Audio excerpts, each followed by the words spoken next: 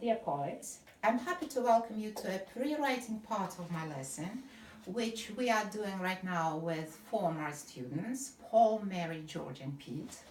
And we have just brainstormed answering questions about the travel around the world that lasts 80 days. So we discussed if it's good enough, if you are short of time, what kind of sightseeing you can do within 80 days. So if you can be satisfied at all with such a fast journey and so on. So let's begin. We are jumping right now to a grammar part of our class. Here we go. Yes, students, we have just brainstormed answering questions about such a short travel. And now I am going to ask you one more question. What is the most unforgettable journey of your life? What does it really mean? And while I'm putting the topic down on the board, so I will kindly ask you to think about it. So what is the most unforgettable travel of our life?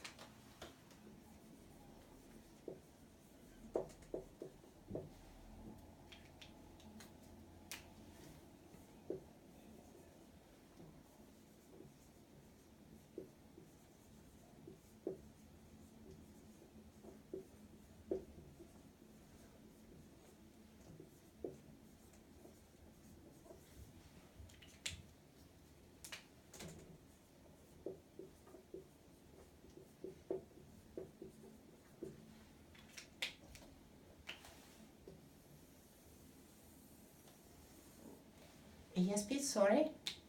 Oh, that's a good question. So why did I mark the words the most unforgettable travel?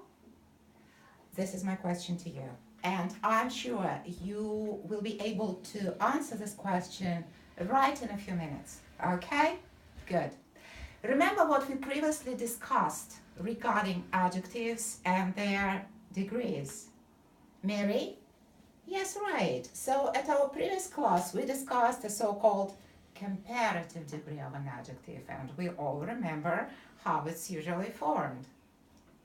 Yes? Okay. So how is it formed, Pete? Right. Of course, it has special ways when we have short words of 1 and 2 syllables, and when we have longer words of 2 and 3 syllables. And today we are going to discuss the most unforgettable journey of our life and having comparative degrees in mind. So how can we translate? How can we understand what it means? Any ideas? Pete? Yes, something very, very unforgettable. No, that's right. It's not compared to any other travel because, right, Mary, it's unique. It's outstanding. It's the travel of your life, the most unforgettable travel. And can you translate it into Russian? Yes. Самое незабываемое путешествие в жизни. Yes, that's correct. And let's discuss right now what it means for you. So let's brainstorm again. George? Yes, this is a travel where the ocean is very warm. The warmest ocean. The warmest ocean. The warmest ocean.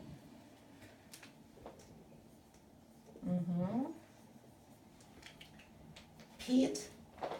Right. When the sand is very white. I see that you are greatly impressed with your latest journey to the Maldives, right? Yes, the whitest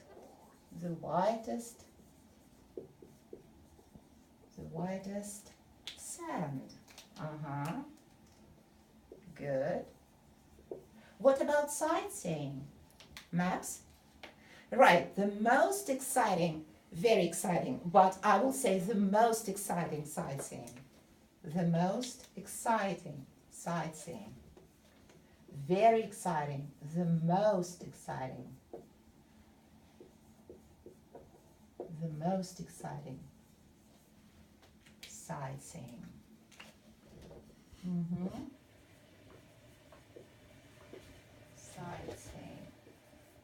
Good. And of course, the fastest and the most comfortable travel. That's what I personally think. Is this right? Yes. The fastest and the most comfortable.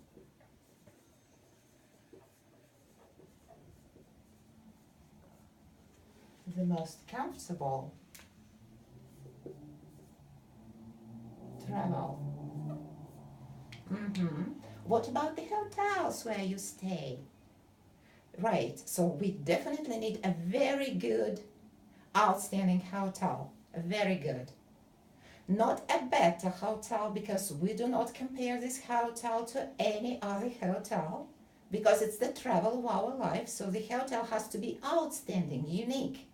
So the hotel has to be the best hotel. The best. The best hotel. Good.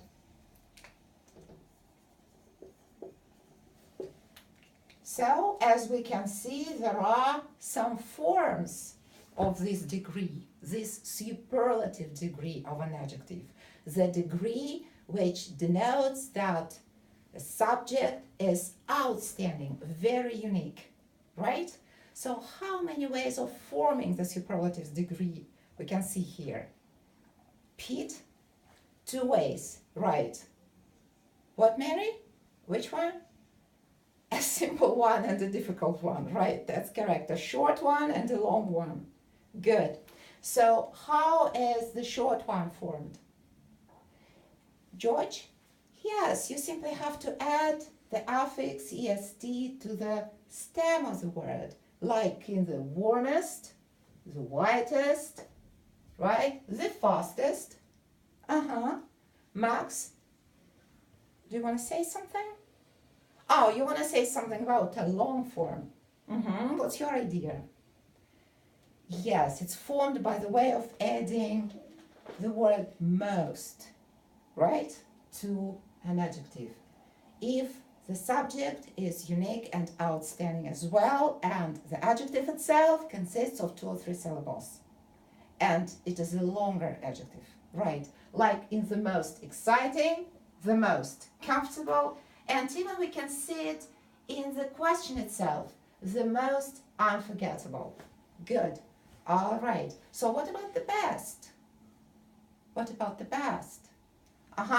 So we spoke about good hotel, but the outstanding hotel is the best. And the form is also non-standard, as it is for a comparative degree for the word. Which word?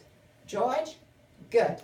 So we will discuss only 2 exceptions of the superlative degree, like we did at our previous class, for good and bad, because you will definitely need it for your next assignment. So, good. Can you please remind me a comparative degree? Right. Better and the best. Good. Mind the article. The best. And what about bad? Bad. What is the comparative degree? Worse. And the superlative degree is also non-standard. The worst. Good.